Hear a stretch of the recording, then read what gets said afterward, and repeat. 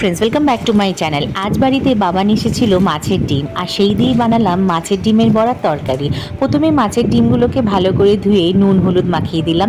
তারপর ওর মধ্যে আদা রসুন বাটা, পেঁয়াজ কুচি, কাঁচা লঙ্কা কুচি আর অল্প একটু স্প্রিং অনিয়ন দিয়ে ভালো করে মেখে বড়ার আকার করে নিয়ে ভালো করে গরম তেলে বড়ার মতন ভেজে নিলাম।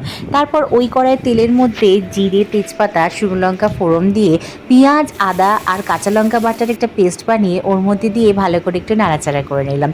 দিয়ে দিলাম অল্প একটু হলুদ গুঁড়ো, লাল লঙ্কা গুঁড়ো, গরম মশলা গুঁড়ো আর স্বাদ মতো নুন দিয়ে আর একটু ভালো করে নাড়াচাড়া করে নিয়ে মশলাটাকে কষিয়ে নিলাম যতক্ষণ না মশলা থেকে তেল ছেড়ে দেয়। মশলা থেকে তেল ছেড়ে দিলেই দিয়ে দিলাম পরিমাণ মতন জল আর ওই ভেজে রাখা বড়াগুলো দিয়ে 10 মিনিট ঢাকা দিয়ে রেখে দিলাম।